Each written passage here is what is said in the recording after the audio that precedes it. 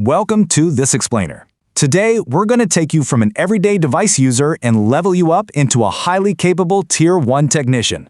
We're exploring the anatomy, the connectivity, and the troubleshooting secrets of mobile devices and laptops.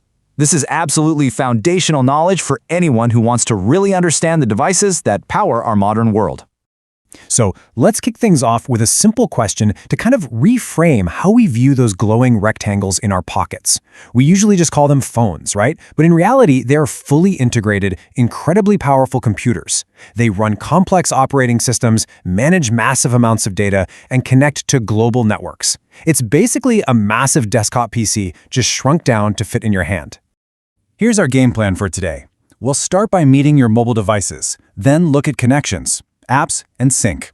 After that, we'll peek inside laptops and their power systems, cover how to keep all these devices safe, and finally, we'll wrap up by learning how to troubleshoot like a pro. All right, first up, Section 1. Meet your mobile devices. Let's look at the anatomy of portable tech.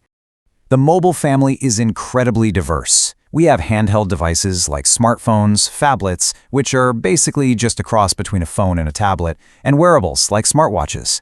Then you step up to mid-sized devices like tablets and e-readers, all the way up to portable computers, which we just call laptops. But what actually unifies all of these? Well, they pack input, output, storage, and networking into one single compact unit. And unlike the old bulky PCs, these devices usually rely on solid-state flash memory. That means there are no spinning hard drives inside, which makes them lighter, faster, and way more durable when you're traveling. Since we don't always have a mouse and keyboard attached, we rely heavily on touch gestures. Tapping, swiping, pinching, rotating, long pressing. These are literally the physical languages of mobile operating systems. And here is a massive pro tip for aspiring technicians. Never, ever assume a user is familiar with these basic touch gestures. When someone comes to you in a total panic because their screen is massively zoomed in or their apps are acting crazy, it's very often just caused by an accidental long press or a two-finger pinch they didn't even realize they made.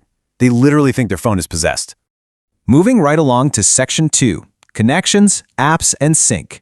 This is the lifeblood of your device. Think about it. It's pretty incredible how a single smartphone acts as an all-in-one wireless hub.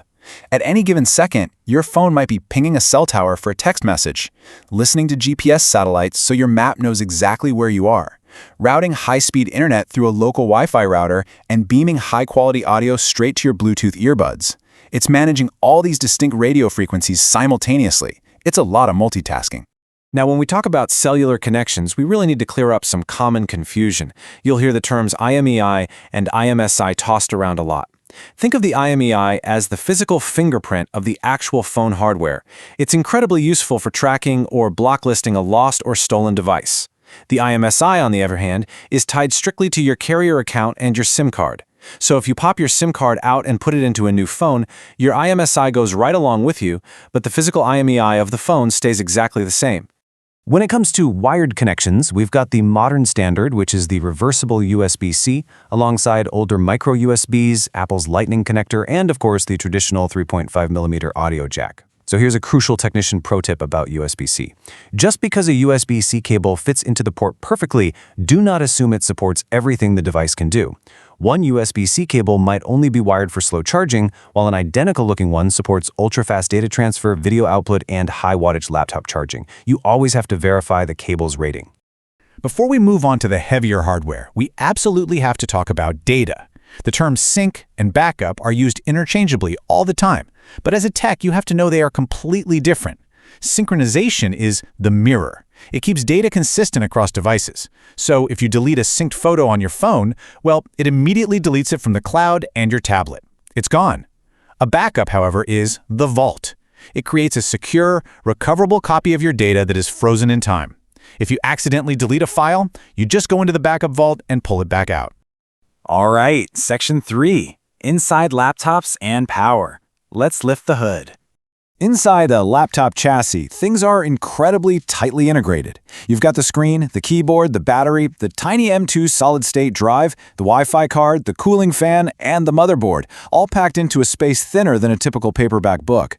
Because of this extreme compact design, the parts are highly proprietary. Two laptops from the exact same brand might use entirely different screens or batteries, so you must always identify the exact laptop model and service tag before you even think about ordering a replacement part. Now, if you're planning to upgrade the memory on that tightly packed motherboard, you need to know about SODIMM. That stands for Small Outline Dual Inline Memory Module. And here is a huge pro tip. You absolutely cannot shove a standard desktop RAM stick into a laptop. SODIMMs are physically shorter and use a completely different pin layout. Also, always check if the laptop memory is actually upgradable, because a lot of modern Ultrabooks have the memory soldered permanently directly to the board. No upgrading those. Next up, let's trace the power path. Power flows from the wall outlet, gets converted to direct current by the adapter, goes into the charging port, charges up the battery, and ultimately powers the system board. When someone tells you my laptop won't turn on, the break could literally be anywhere in this chain: frayed cable, broken jack, dead battery.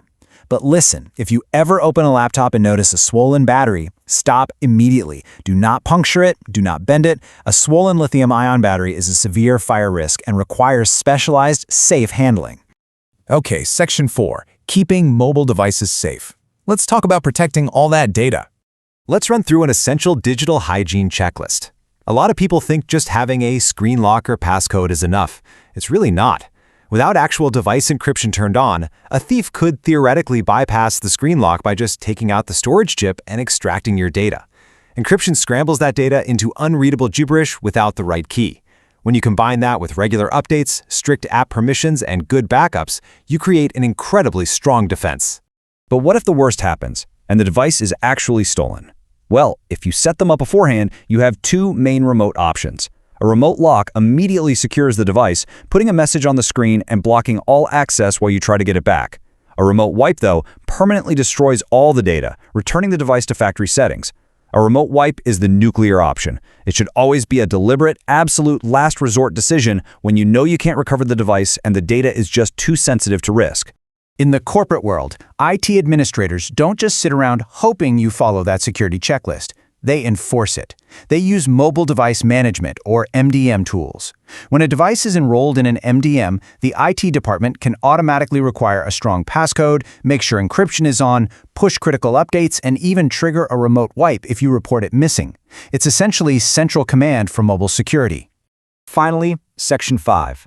Troubleshooting like a pro. Time to adopt the technician mindset. This flowchart right here represents how a technician thinks. First, identify the exact symptom. Then, check the simplest things. Is it plugged in? Is airplane mode on? Then check the settings, check for updates, and do a restart. The absolute golden rule of this whole explainer is to always try a simple soft reset, which is literally just turning the device off and on again. You'd be shocked how many issues that fixes. And critically, make sure the data is backed up before you ever consider doing a destructive factory reset just to fix a glitch. If a laptop issue actually requires opening the chassis, you need to follow these exact steps. Identify the model, back up the data, fully power it down, and unplug the charger. Crucially, you have to use electrostatic discharge, or ESD, safety precautions. Wear an anti-static wrist strap so you don't accidentally fry the delicate motherboard with static from your fingers. And when you take screws out, document exactly where they came from. Laptops use all different screw sizes, and putting a long screw into a short hole can literally crack the motherboard. But hey, before you even break out the screwdrivers, check the simple stuff first. Take a really close look at the function or FN keys on the keyboard. Users will constantly submit these urgent, panic-filled support tickets claiming their Wi-Fi is broken or their touchpad is completely dead. Very often, there's no hardware failure at all. The user just rested their hand on the keyboard and accidentally bumped the exact FN key that turns off the Wi-Fi or disables the touchpad. We've covered a tremendous amount of ground today, from the basic anatomy of portable tech and the magic of wireless connections, all the way to laptop hardware, security, and the logical steps of troubleshooting. So, as you head back into your everyday digital life, look at the device in your hand. The next time it freezes, or won't connect, or drops a call, ask yourself, are you going to jump straight to a panic factory reset, or will you use this foundational tech literacy to troubleshoot the problem yourself, just like a true IT professional? Thanks for hanging out with me on this explainer. Keep learning and keep troubleshooting.